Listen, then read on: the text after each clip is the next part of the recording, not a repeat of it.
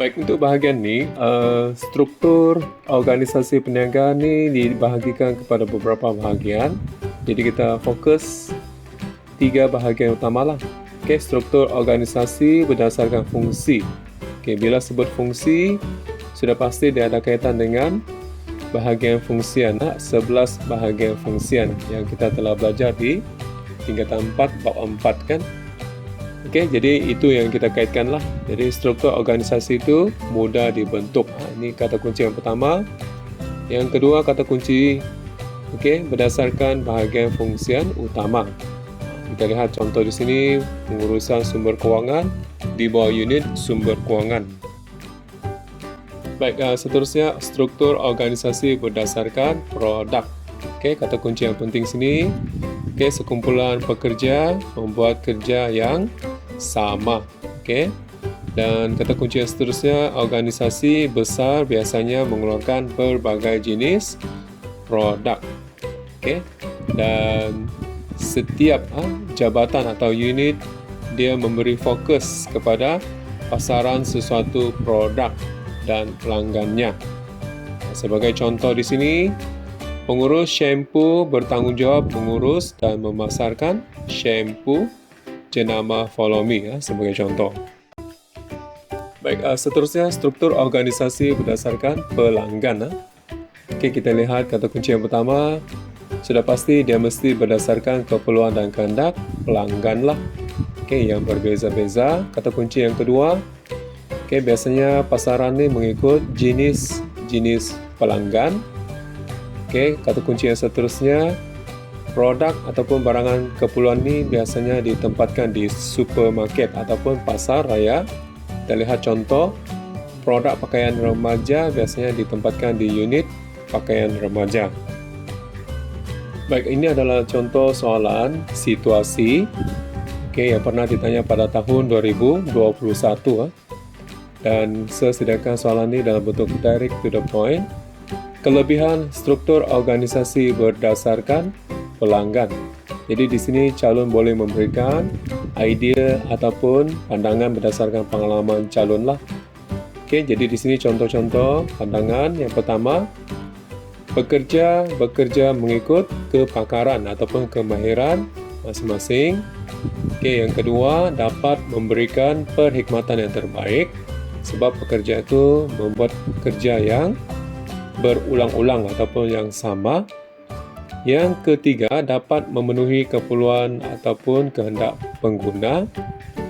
Yang keempat, dapat menyelesaikan masalah daripada pengguna dengan cepat.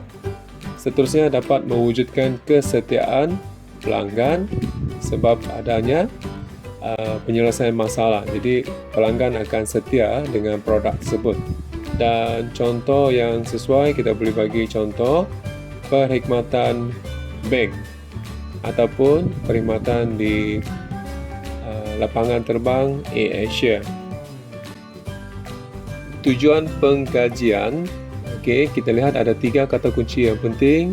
Kenapa perlu pengkajian ni? Sebab yang pertama, menarik pekerja yang baharu untuk datang ke organisasi tersebut.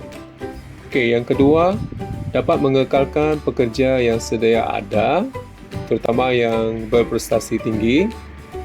Dan yang ketiga, dapat memotivasikan pekerja. Upah ni biasanya pekerja diterima bayaran tidak tetap. Kalau pekerja itu tidak kerja, tidak akan dibayar upah. Dan yang kedua, kata kunci dia berdasarkan jam, ataupun hari bekerja. Contohnya, kalau hari ini dia bekerja 3 jam, maka upah dia untuk 3 jam lah.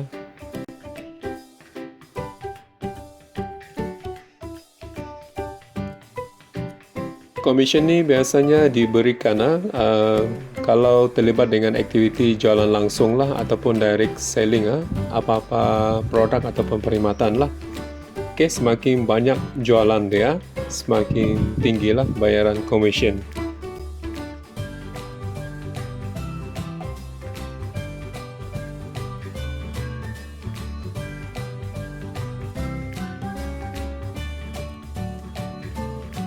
caruman Parkeso ataupun pertubuhan keselamatan sosial ni, dia lebih kepada seperti insurans lah.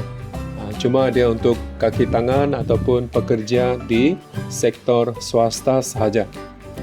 Jadi kalau kita lihat sini kata kunci, majikan wajib mencarum atau membayar kepada Parkeso pekerja yang bekerja di bawah mereka sebagai perlindungan pekerja itu semasa bekerja. Kemudahan perubatan ini merupakan salah satu add-on lah ataupun bantuan kepada semua pekerja di bawah dia untuk menanggung atau membiayai kos-kos perubatan pekerja. Jadi pekerja itu tidak perlu bayar lagi lah kalau dia pergi ke mana-mana panel klinik yang dicadangkan. Jadi mereka ambil ubat, jumpa doktor dan sebagainya secara percuma.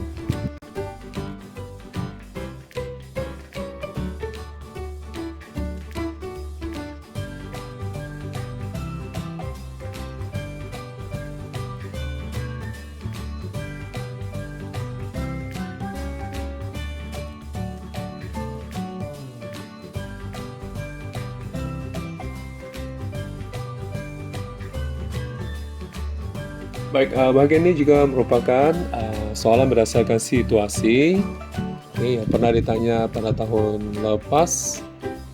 Kertas 2. Dan saya sediakan soalan ini direct to the point. Sebab-sebab pekerja asing diperlukan di kawasan pembinaan. Jadi di sini pun jawapan calon boleh berdasarkan pandangan atau idea ataupun berdasarkan pengalaman calon lah. Kita lihat contohnya. Sudah pasti pekerja tempatan tidak berminat. Tidak berminat bekerja di kawasan pembinaan. Yang kedua, pekerja tempatan tidak mahir dalam bidang pembinaan. Yang ketiga, pekerja tempatan selalunya dianggap berkemahiran tinggi ataupun mempunyai kelulusan yang tinggi dalam bidang profesional, jadi tidak sesuai bekerja di bidang pembinaan. Dan seterusnya yang keempat, biasanya bahagian ini menimbulkan risiko kerja yang tinggi. Adanya risiko yang tinggi ataupun kerja-kerja yang berat lah di bawah matahari, panas dan sebagainya. Yang seterusnya yang kelima, biasanya kerja-kerja di bahagian pembinaan ini majikan menawarkan gaji yang rendah. Dan seterusnya sudah pasti majikan mengutamakan pekerja yang sanggup dibayar gaji yang rendah lah.